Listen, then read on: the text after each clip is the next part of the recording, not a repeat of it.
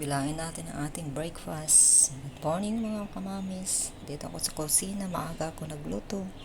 Kaya to, tignan nyo ang aking breakfast, kakaiba. Ngayon lang maraming iba't ibang klase. So, naglaga ako ng itlog.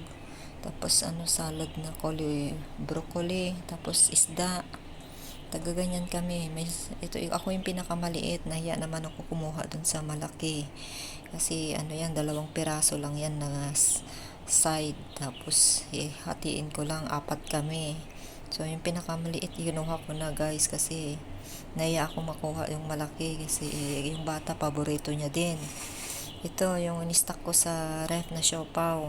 Araw-araw yan. Yan yung pinakakanin namin ngayon. Kailangan meron yan, kailangan meron din itlog araw-araw.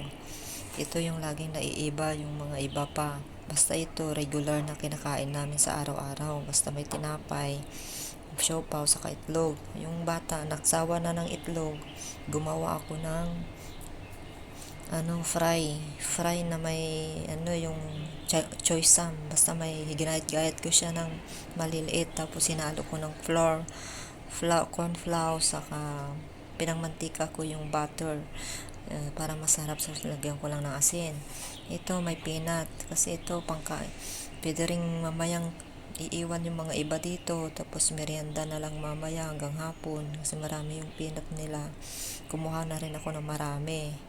Kaya magtitimpla na ako ng gatas ko guys. May coffee ako dito. Ito yung binili ko para mas makatipid, matagal maubos. Pero yung alaga ko kinuha na ito kahapon, pero nagsorry yung amo ko kasi naubos na kasi yung yung milk ng bata. Kumuha siya sa milk ko. Ngayon lang ako bumili nito guys. Pero binibili ko yung lakadelata. Hinahalo ko yan sa kape ko. Ito, may kape ako dito kasi matapang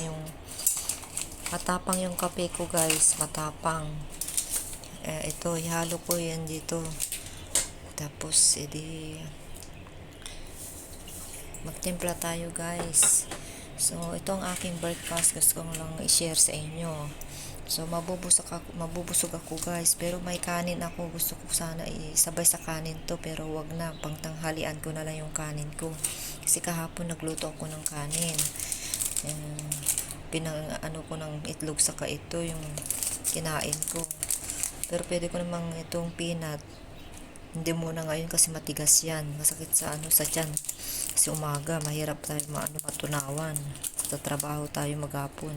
So itabi ko yan, tapos mamaya ko na kainin. Tapos ito kainin ko, tapos ito kainin ko to. So bye bye na guys. Magtitimpla na tayo ng coffee 3-in-1. Matapang kasi ito guys. Hindi ako 3 beses ko yata templahin ito, kaya 2 beses. Hindi ako nakatulog kahapon kasi kagabi ng maaga kasi nasobraan ko yung kape ko na coffee stick na matapang yun. Lagyan ko ng asukal kasi matapang, sa katong gatas.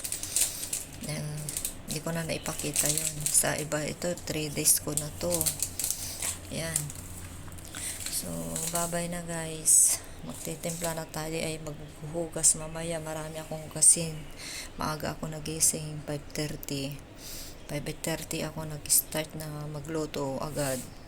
5:15 pala yung ko, alarm clock ko. Ngayon lang ako maaga nagluto kasi ang dami kong niluto guys. So bye bye na guys, bye bye.